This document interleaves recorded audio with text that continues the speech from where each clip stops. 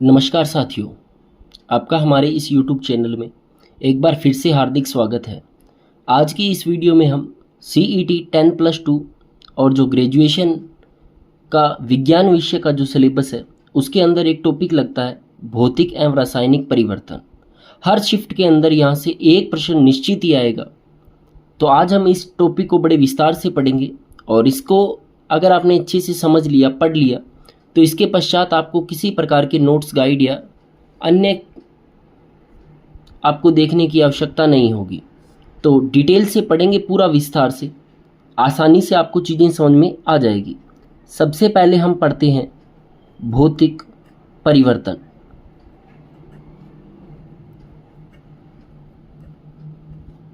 समझने पे पूरा फोकस करना है आपको।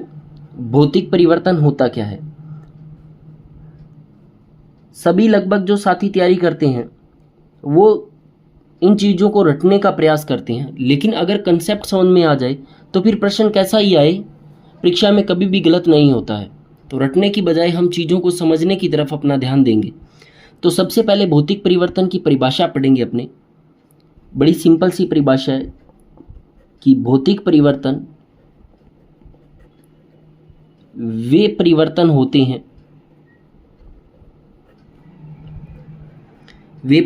होते हैं जिसमें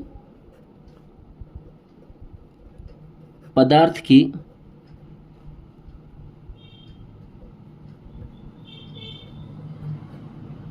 भौतिक गुण तथा अवस्था में परिवर्तन होता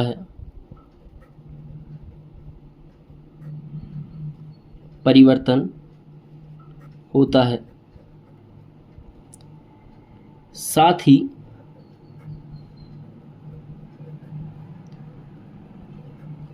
परिवर्तन का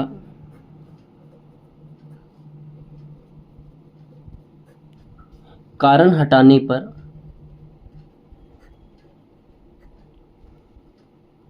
पुनः मूल पदार्थ प्राप्त होता है।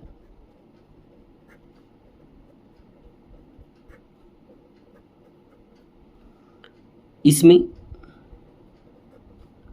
रासायनिक गुणों में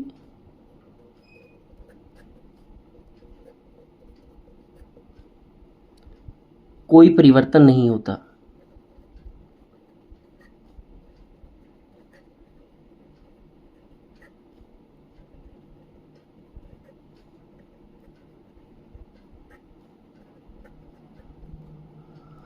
बिल्कुल सिंपल सी इसकी परिभाषा है।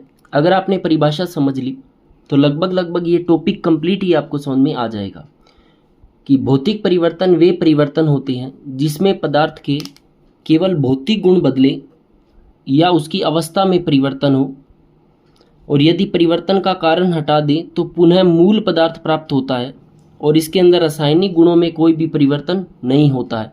तो भौतिक परिवर्तन में पहला पॉइंट जो आपको याद रखना है कि केवल इसमें भौतिक गुणों में परिवर्तन होगा, रासायनिक गुणों में परिवर्तन नहीं होता। जिस प्रकार से कर्मचारी चयन बोर्ड आजकल प्रश्न बना रहा है वो इसी प्रकार की लाइनों में विद्यार्थी से गलत करवाने का पूरा प्रयास करता है। तो आपको ये जो फैक्ट है ये याद रहनी चाहिए, और परीक्षा में इसी प्रकार के प्रश्न आपसे पूछे जाएंगे। तो इसके अंदर हमने ये जाना कि पदार्थ के केवल भौतिक गुण या अवस्था बदलेगी, मूल पदार्थ जो है अगर कारण हटा देंगे तो वो वापस प्राप्त हो जाएगा, और रासायनिक गुणों में कोई परिवर्तन नहीं होता। इसका एक उदाहरण लेते हैं, आप उदाहरण से बड़े अच्छे से समझ पाएंगे इस चीज को। बड़ा सिंपल सा उदाहरण है। जैसे हम लेते हैं बर्फ है। अगर इस बर्फ को अगर हम गर्म करें, अगर आपने बर्फ को गर्म किया तो जल बन जाता है। बर्फ भी H2O जल ही होता है और जल H2O होता है। जल को और ज़्यादा आपने गर्म किया तो ये भाप बन जाता है, यानी वाष्प बन जाएगा। इसका भी सूत्र H2O है। देखिए हुआ क्या, बर्फ थी, गर्म किया जल बन गया, जल को गर्म किया पानी बन गया, यानी वाष्प जो भाप है वो बन जाती है। अब देखो यहां पे बर्फ तो हो गई ठोस अवस्था,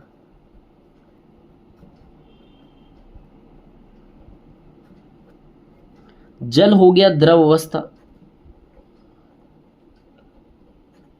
और वाष्प हो गई गैस अवस्था।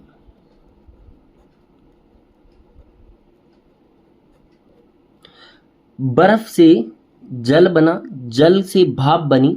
अब देखिए अगर मैं भाप को इकट्ठा करूं वापिस, अगर भाप का संघनन करेंगे, भाप का अगर हम संघनन यानी इकट्ठा करेंगे, तो भाप की बूंदों को अगर कहीं इकट्ठा करेंगे तो वापस जल बन जाएगा।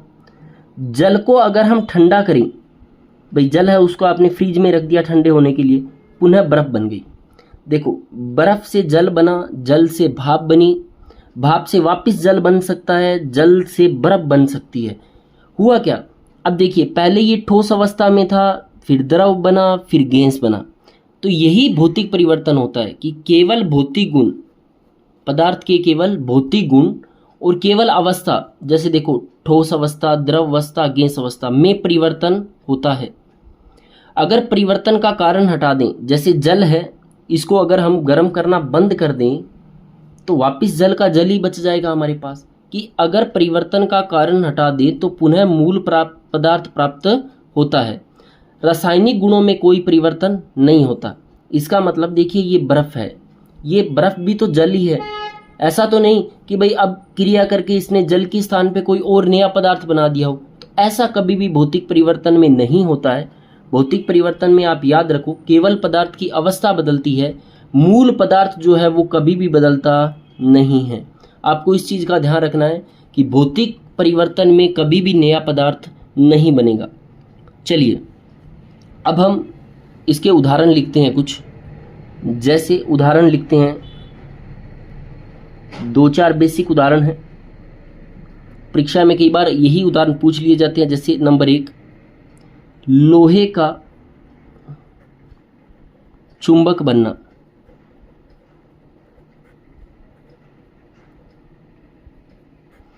अब लोहा चुंबक कैसे बनता है, देखो मान लो कोई लोहे की वस्तु है, उसको चारों तरफ बड़ी बड़ी चुंबक रख दी, चुंबकीय क्षेत्र में उसको रखा आपने।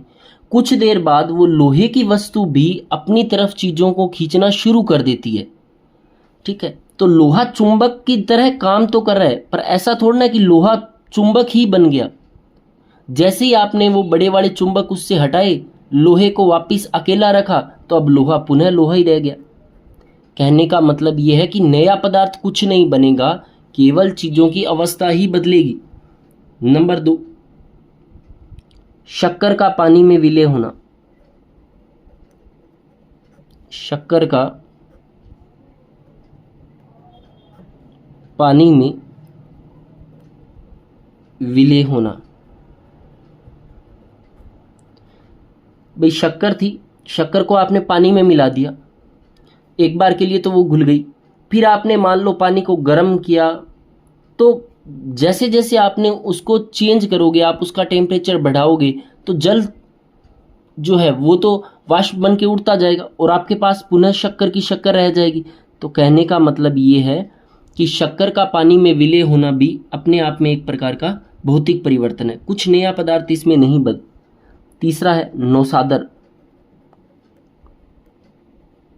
इंपॉर्टेंट है ये, परीक्षा में पूछा जाता है नौसादर, जिसका फॉर्मूला होता है NH4Cl का उद्रवपातन।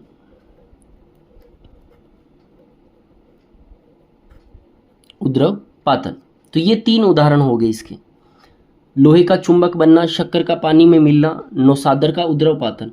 हम बहुत सारे अन्य उदाहरण पे बात करेंगे, तो एक एक करके हम चीज़ों को समझना शुरू कर देते हैं, उसके बाद में हम चीज़ों को लिखते जाएंगे। चलिए अब हम, ये तो कुछ बेसिक उदाहरण थे, अब हम लिखते हैं इनके गुण, भौतिक परिवर्तन के गुण। वेरी इंपॉर्टेंट है ये, एग्जाम में यहाँ से क्वेश्चन आराम से पूछ सकते हैं। वो आपसे आपको गुण बता देंगे और पूछ लेंगे कौन सा कथन सत्य है कौन सा नहीं है। जितने सारे गुण हैं वो हम सभी इस वीडियो में लिख लेंगे एक साथ ही। नंबर एक केवल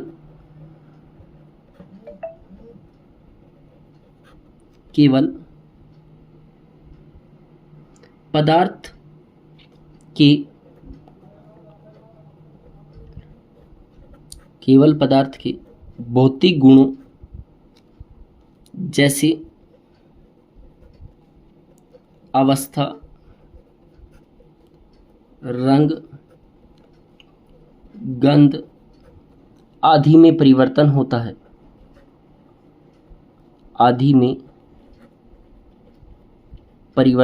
है। तो नंबर एक चीज़ तो आपको ये याद रखनी है कि जो भौतिक परिवर्तन होता है उसके अंदर केवल पदार्थ के भौतिक गुण, और भौतिक गुण में भी क्या, अवस्था, रंग और गंध, इन चीज़ों में ही परिवर्तन होगा। इसके अलावा जो अन्य कोई भी गुण है उनमें परिवर्तन नहीं होता। नंबर दूसरा पॉइंट आपको जो याद रखना है, नंबर 2, परिवर्तन का कारण हटाने पर, यदि परिवर्तन का कारण हटा दें तो पुनः प्रारंभिक पदार्थ प्राप्त होता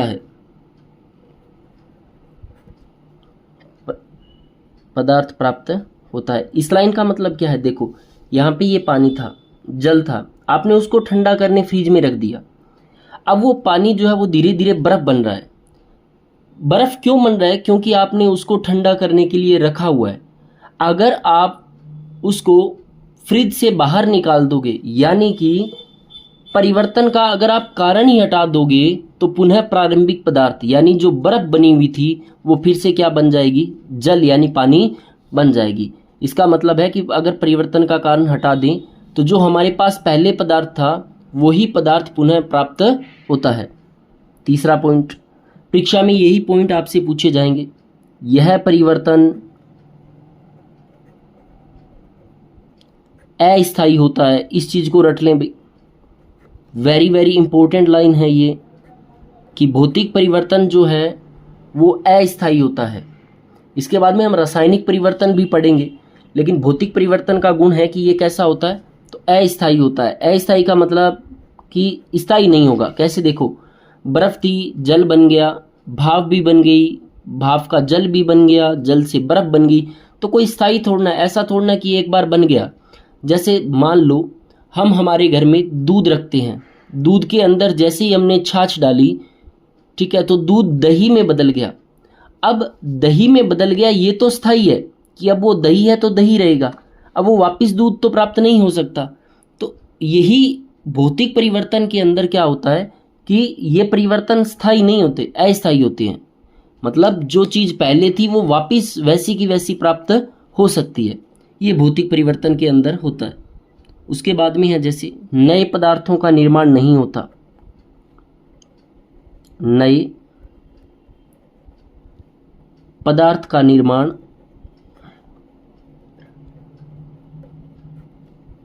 नहीं होता है, नए पदार्थ का निर्माण नहीं होता है। चलिए अब इसके अपने बहुत सारे उदाहरण आपको लिखवा देता हूं मैं एक साथ ही। परीक्षा के अंदर कई बार यहां से प्रश्न पूछ लेते हैं। बस एक छोटा सा पॉइंट अपना और रह गया, क्या है वो, 5वां पॉइंट याद रखेंगे आप कि यह सामान्यतः उत्क्रमणीय होते हैं। उत्क्रमणीय का मतलब होता है कि एक चीज से दूसरी चीज में बदल जाना और फिर वापस उसी से पहले वाली चीज प्राप्त हो जाना। उत्क्रमणीय का मतलब यही होता है। जैसे हमने लिखा है, उत्क्रमणीय शब्द का मतलब क्या है, जैसे यहाँ देखो बर्फ थी, बर्फ को गर्म किया तो पानी बन गया, गर्म को ठंडा किया तो वापस बर्फ प्राप्त हो गई। तो इस प्रकार से जो गुण होते हैं ये उत्क्रमणीय कहलाते हैं। ठीक है, चलिए इसके बाद में नेक्स्ट अगर हम आगे देखें, एक और रह गया बस, इसका लास्ट गुण है 6 नंबर पॉइंट। 6 नंबर पॉइंट में याद रखना, यह सामान्यतः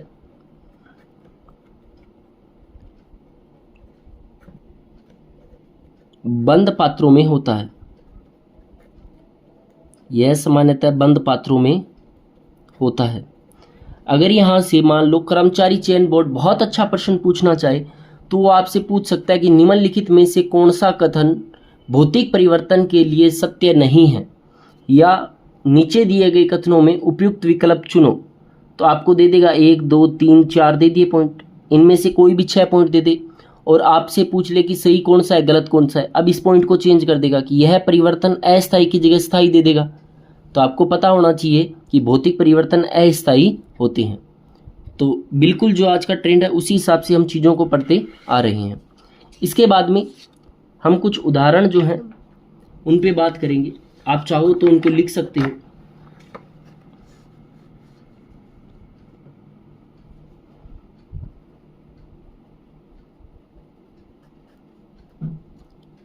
नंबर 1 उदाहरण है, नंबर 1 में है बादलों का बनना।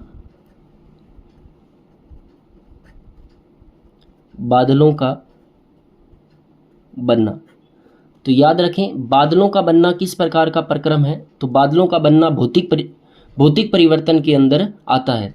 कैसे भाई, हम जानते हैं बादल कैसे बनते हैं कि समुद्रों का जो जल है वो भाप बनकर ऊपर उठता है। ऊपर उठने के बाद में वो बूंदें जो है वो आकाश में तैरती रहती है और धीरे धीरे वो बूंदें इकट्ठी होती जाती है और सब बूंदें इकट्ठी होकर एक समूह बना लेती है जो बादल होते हैं। फिर बादलों से वही जल वापस धरती पे गिरता है या समुद्रों में वापस चला जाता है। तो कहने का मतलब है कि समुद्र से निकला तब भी वो जल था और बादलों में भी जल है वो, और बादलों से बरसने के बाद में भी जल ही रहा वो। तो इसके अंदर कुछ नई चीज़ तो बनी नहीं। तो ये भौतिक परिवर्तन के अंदर आता है। इसी के अंदर दूसरा है, दूसरा पॉइंट, कागज ले लो, कागज के टुकड़े करना। आपके पास कागज है, आपने उस कागज के टुकड़े कर दिए, तो ये भौतिक परिवर्तन है। भाई आपने कागज को टुकड़ों में तोड़ दिया पर है तो वो कागज का कागज ही। तो भौतिक परिवर्तन होता क्या है? भौतिक परिवर्तन का मतलब यही है कि जो पहले पदार्थ था वो का वही पदार्थ अब है, बस यही भौतिक परिवर्तन है। अच्छा, अगर यहाँ पे लिखा हो कागज को जलाएं, तो कागज को आपको पता है अगर जला दिया तो राख बन जाएगी और राख वापस कभी भी कागज नहीं बन सकती।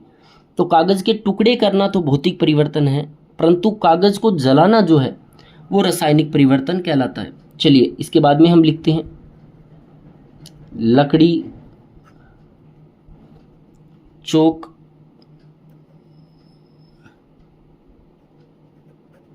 कोमा, लोहा, इनके टुकड़े करना।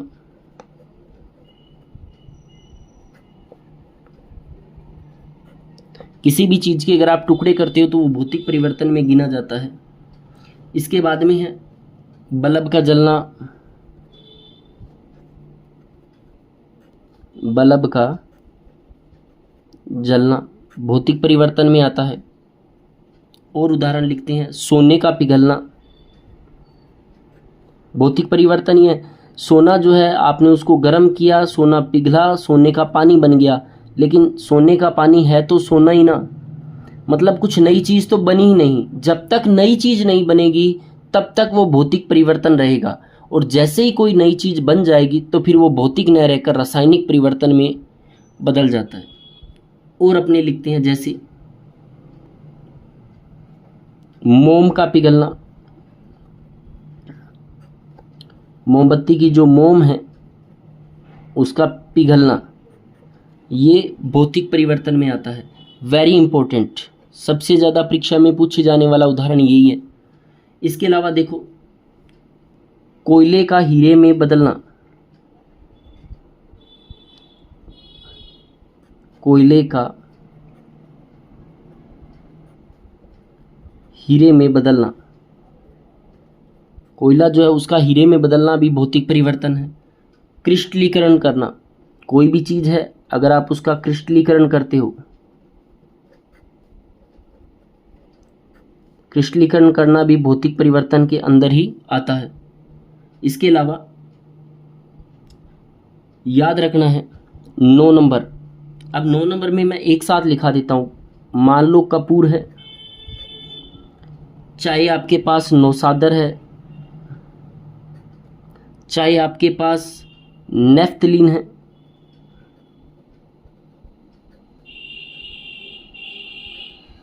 चाहे आपके पास आयोडीन है, चाहे आपके पास बेंजोइक अम्ल है,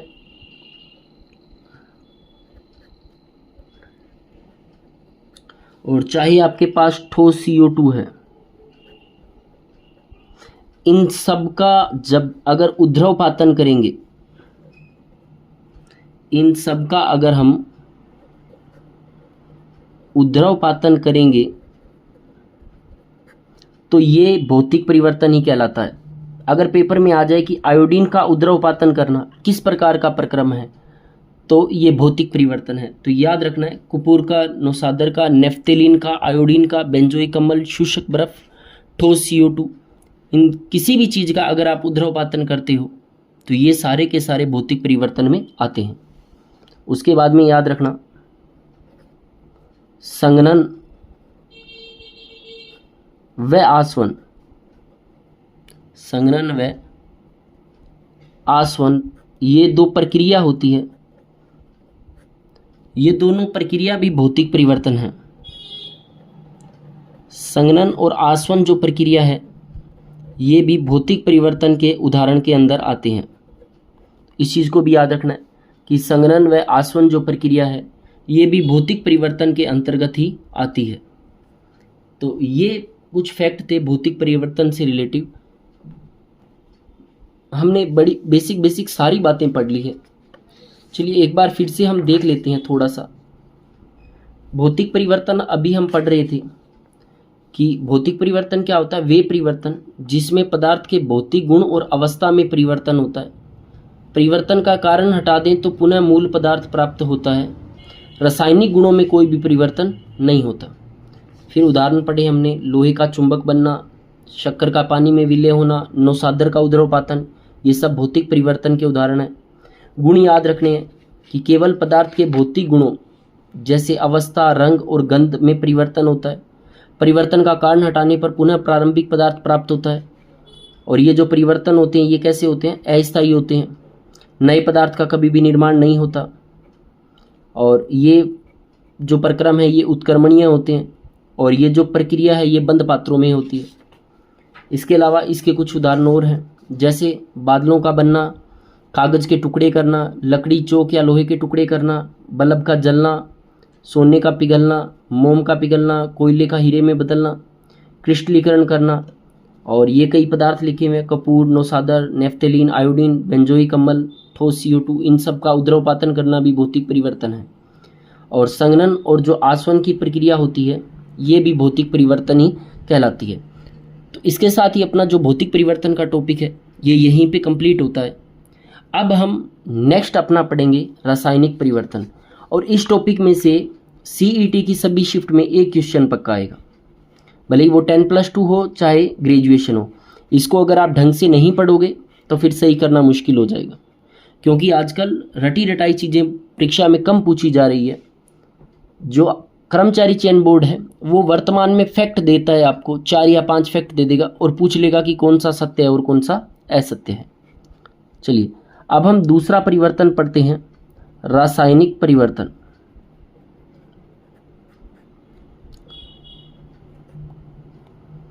बिल्कुल आपको ऑथेंटिक डाटा जो है वही करवाया जा रहा है।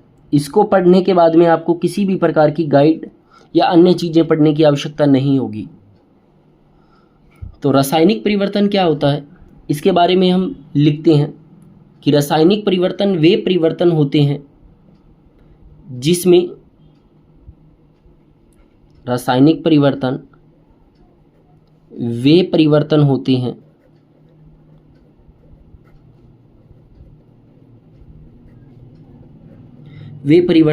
हैं जिसमें पदार्थ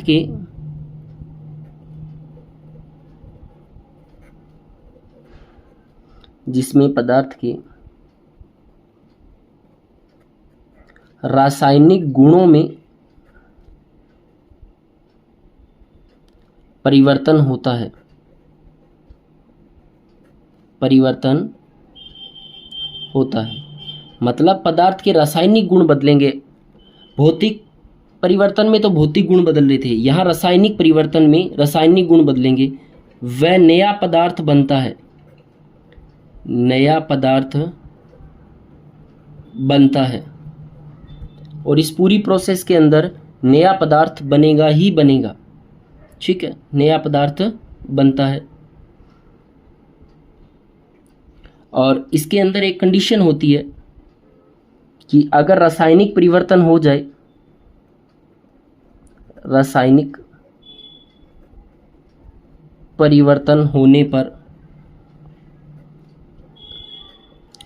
परिवर्तन का कारण हटाने पर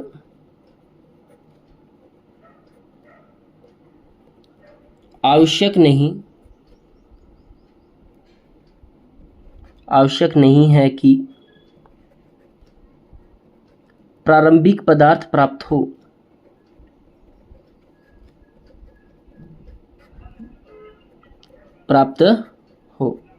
जैसे भौतिक परिवर्तन में तो ये था कि अगर नया पदार्थ बन गया, भौतिक परिवर्तन में तो ये चीज़ थी कि नया पदार्थ बनता ही नहीं है और अगर आपने परिवर्तन का कारण हटा दिया तो पुनः वही वस्तु वापस प्राप्त हो जाएगी। लेकिन रासायनिक परिवर्तन के अंदर जो है, इसके अंदर कहता है कि जो पदार्थ के रासायनिक गुण हैं उनमें परिवर्तन होता है, नया पदार्थ बनेगा। इसके अंदर बिल्कुल जो नया पदार्थ है वो नया बनता है और रासायनिक परिवर्तन होने पर परिवर्तन का यदि कारण हटा दें तो जरूरी नहीं है कि प्रारंभिक पदार्थ प्राप्त होता है। इसका एक अच्छा सा अपने उदाहरण लिखते हैं, सिंपल सा अपने दैनिक जीवन से जुड़ा हुआ उदाहरण है। जैसे आपने लिखा दूध का दही में बदलना, दूध का दही में बदलना, दूध का दही में बदलना। देखो दूध है, दूध से दही बन गया यानी नया पदार्थ प्राप्त हो गया। पहले दूध था, अब नया पदार्थ दही बन गया। रासायनिक परिवर्तन होने पर परिवर्तन का कारण हटाने पर आवश्यक नहीं कि प्रारंभिक पदार्थ प्राप्त हो। अब आप एक बात बताइए, क्या दही से वापस दूध बन सकता है?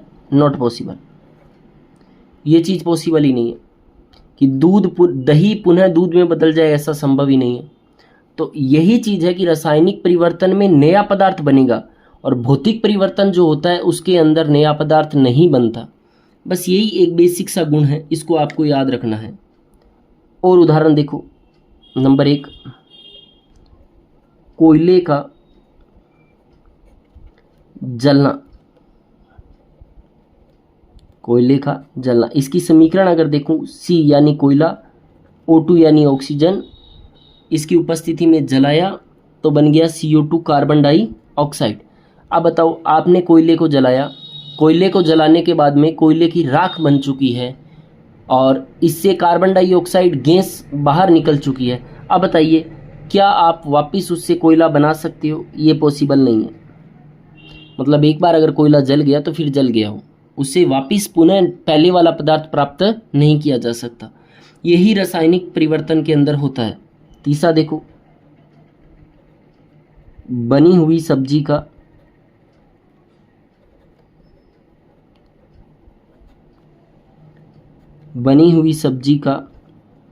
खराब होना, बनी हुई सब्जी का खराब होना।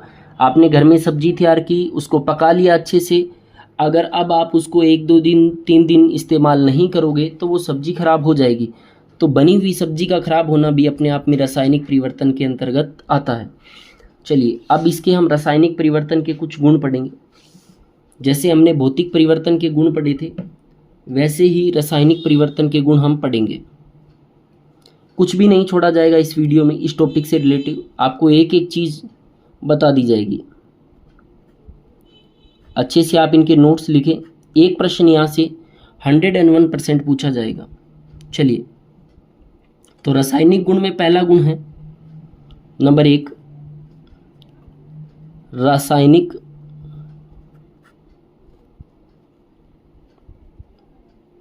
परिवर्तन के फलस्वरूप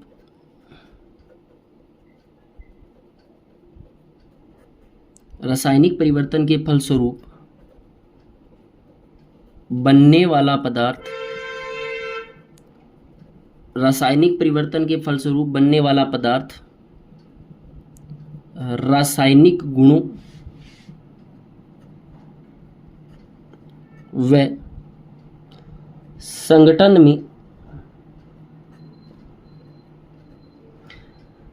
में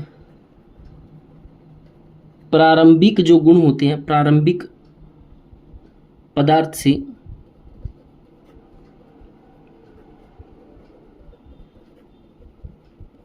पूर्णतया भिन्न होता है।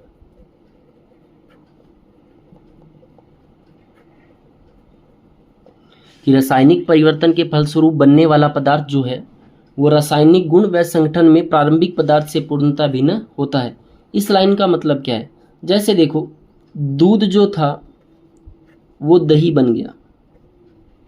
इस लाइन का मतलब ये है कि जो ये नया पदार्थ बना है दही, ये गुण और संगठन में पहले वाले पदार्थ यानी दूध से पूर्णतः भिन्न होता है।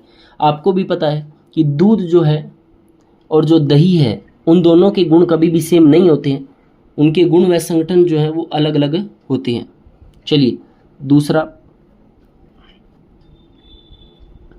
सामान्यतः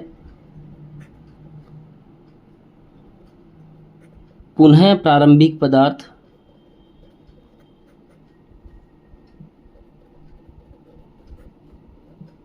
प्राप्त नहीं किया जाता है, प्राप्त नहीं किया, पुनः प्राप्त नहीं किया जा सकता है। इसके अलावा अगर हम और लिखें तो लिख सकते हैं यह परिवर्तन, ये जो परिवर्तन होते हैं ये स्थायी होते हैं। भौतिक गुण में तो हमने पढ़ा था कि अस्थायी होते हैं, लेकिन रासायनिक गुण में ये परिवर्तन स्थायी होते हैं। चौथा, नए पदार्थ का निर्माण होता है।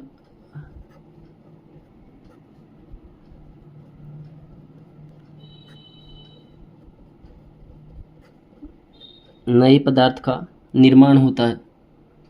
इसके बाद में है कि भाई सामान्यतः यह अनुत्क्रमणीय होते हैं।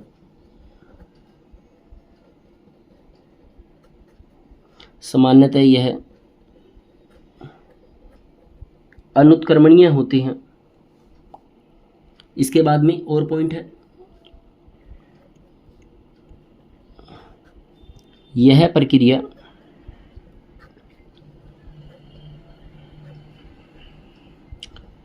खुले पात्रों में होती है। ये जो पूरी प्रोसेस है, ये पूरी प्रक्रिया खुले जो पात्र होते हैं उनके अंदर होती है। तो ये कुछ पॉइंट थे। अब इनके कुछ गुण पे अपने बात करते हैं, एक एक करके इनके उदाहरण हैं वो भी हम पढ़ेंगे, जो परीक्षा में पूछने की प्रबल संभावना होती है। अब देखिए उदाहरण में नंबर 1 है, अभी हमने पढ़ा था दूध से दही का बनना।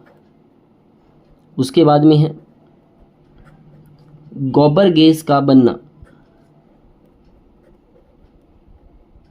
अब प्रश्न आ जाए पेपर में कि गोबर गैस का बनना किस प्रकार का परिवर्तन है, तो हम अंदाज़ा कैसे लगाएंगे? जैसे देख लो, पहले गोबर जो था उसको इकट्ठा किया, फिर प्रक्रिया हुई, फिर गैस बनी। अब ये पॉसिबल थोड़ा कि गैस से वापस गोबर बन जाएगा, ये प्रोसेस संभव ही नहीं है। जिसके अंदर उल्टी प्रोसेस भी संभव न हो वो सदैव रासायनिक परिवर्तन में गिने जाते हैं। चलिए और इसके उदाहरण हम लिखते हैं। अंगूर से शराब बनाना,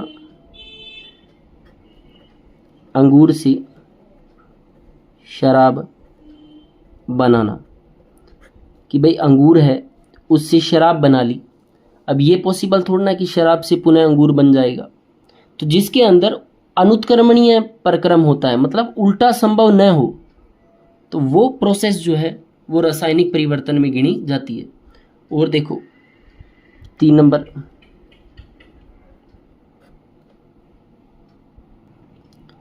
पनीर कोमा ब्रेड का बनना, पनीर का और ब्रेड का बनना। नंबर 4,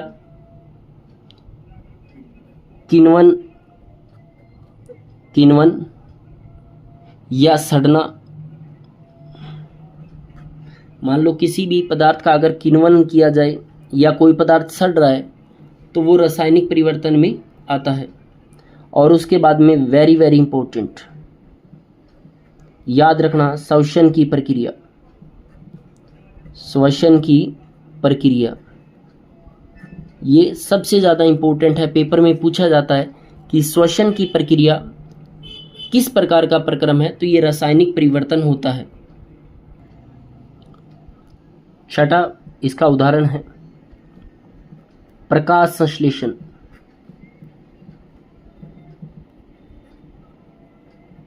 प्रकाश संश्लेषण की प्रक्रिया भी रासायनिक परिवर्तन में आती है। इसके बाद में है सेब को काटकर छोड़ने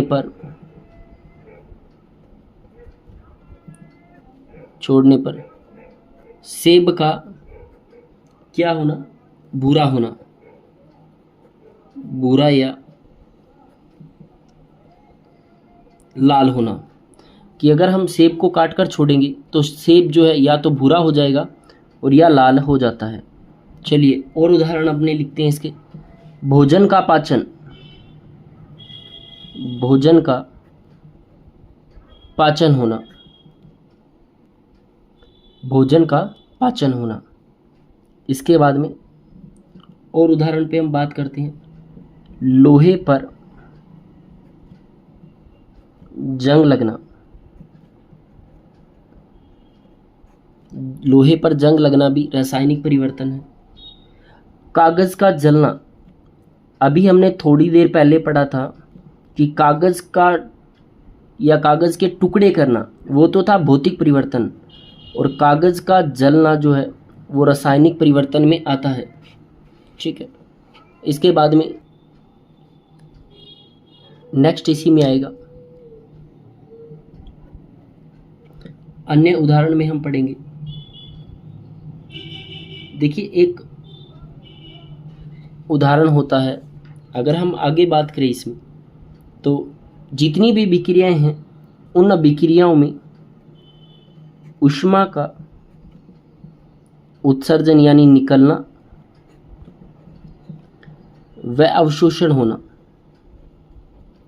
रासायनिक अभिक्रिया के अंदर जो ऊष्मा का निर्माण होता है या उनका अवशोषण होता है, ये पूरा का पूरा जो है ये सारा रासायनिक परिवर्तन में गिना जाता है। चलिए नेक्स्ट है इसमें ओजोन का टूटना, ओजोन का अपघटन होना, ये भी रासायनिक परिवर्तन है। ठीक है, इसके अलावा हरी मेहंदी के रचने पर, हरी मेहंदी जो है, हरी मेहंदी के रचने पर लाल होना, ये भी रासायनिक परिवर्तन है कि जो मेहंदी लगाते हैं वो हरी होती है और जब वो जैसे जैसे सूखती है तो उसका रंग जो है वो लाल होना शुरू हो जाता है। इसके अलावा हल्दी का पीला दाग, हल्दी जो होती है उसका पीला दाग जो है वो साबुन लगाने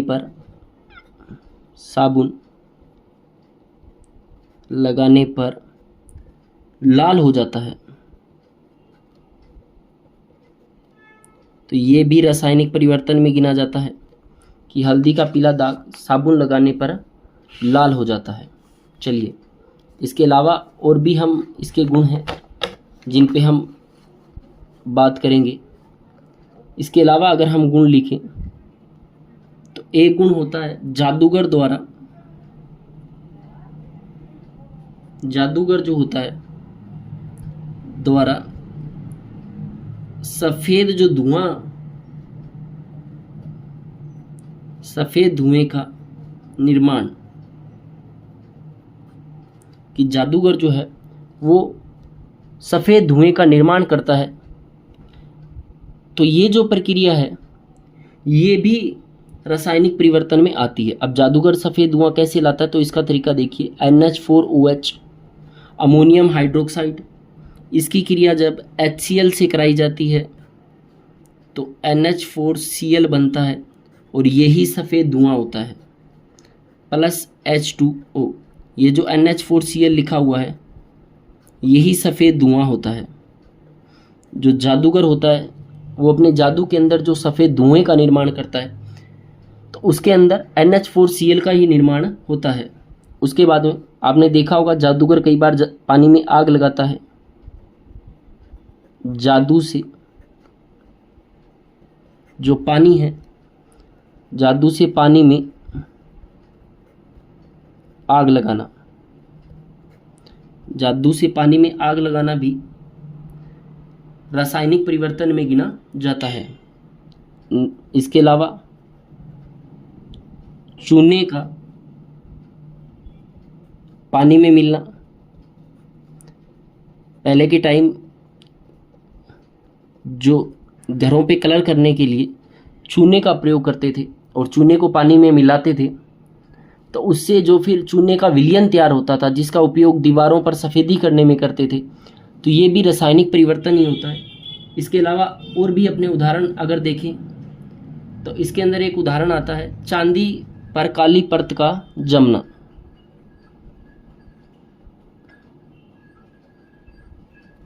चांदी पर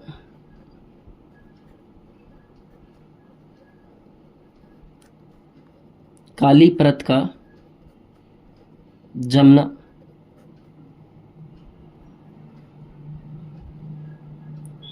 तांबे पर हरी परत का जमना।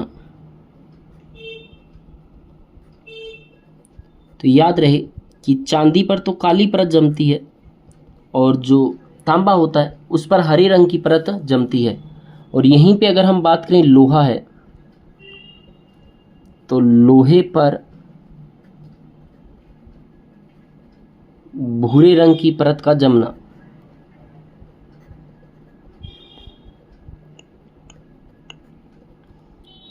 लोहे पर भूरे रंग की परत का जमना। और भी उदाहरण हैं जैसे मैग्नीशियम फित्ते का दहन,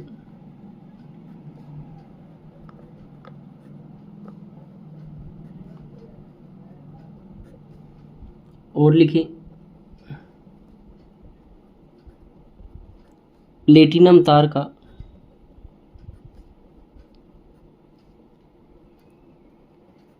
गर्म करने पर चमकना।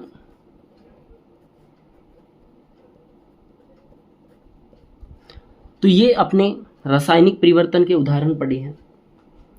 तो इस प्रकार से ये 20 रासायनिक परिवर्तन के उदाहरण थे, जिसके अंदर हमने सबसे पहले उदाहरण पढ़ा गोबर गैस का बनना, अंगूर से शराब का बनना, पनीर ब्रेड का बनना, किण्वन या सड़ना, श्वसन की प्रक्रिया हो गई, प्रकाश संश्लेषण हो गया, सेब को काटकर छोड़ने पर सेब का भूरा या लाल होना। इसके अलावा हम बात करें तो भोजन का पाचन, लोहे पर जंग लगना, कागज़ का जलना, ऊष्मा का उत्सर्जन या अवशोषण होना, ओजोन का अपघटन, हरी मेहंदी के रचने पर लाल होना, हल्दी का पीला दाग साबुन लगाने पर लाल हो जाता है, जादूगर द्वारा सफ़ेद धुआं जो है उसका निर्माण करना, जादू से पानी में आग लगाना, चूने का पानी में मिलना, चांदी पर काला परत जो है उसका जमना, तांबा हरे रंग का होना, लोहे पर भूरी परत का जमना, मैग्नीशियम फित्ते का दहन होना, प्लेटिनम तार का गर्म होने पर चमकना। ये सारी की सारी जो प्रोसेस है ये रासायनिक परिवर्तन के अंतर आती है। अब एक नोट लगाकर वेरी इंपॉर्टेंट लिखेंगे, जो परीक्षा में कई बार पूछ ली जाती है और याद रखने भी उतनी ही जरूरी है। ये एक उदाहरण आपको याद रखना है, मोमबत्ती का जलना। मोमबत्ती का जलना भौतिक व रासायनिक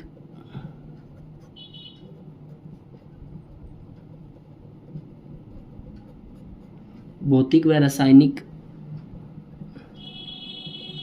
दोनों प्रकार का परिवर्तन है। मोमबत्ती का जलना भौतिक व रासायनिक दोनों प्रकार का परिवर्तन है। तो आज की इस वीडियो में हमने भौतिक और रासायनिक परिवर्तन को पूरा डिटेल से पढ़ा है और इसके बाद में आपको किसी भी गाइड को पढ़ने की आवश्यकता। सीईटी जो साथी 10+2 और ग्रेजुएशन बेस की तैयारी कर रहे हैं, यहाँ से एक प्रश्न निश्चित ही परीक्षा में पूछा जाएगा, तो आप इनको अच्छी से नोट्स फॉर्मेट में लिखें और याद भी करें। और नेक्स्ट वीडियो में हम कोशिश करेंगे उत्प्रेरक टॉपिक को समझने की। तब तक के लिए अगर वीडियो अच्छी लगे तो लाइक करें, शेयर करें, चैनल पर नए हैं तो सब्सक्राइब करें। धन्यवाद।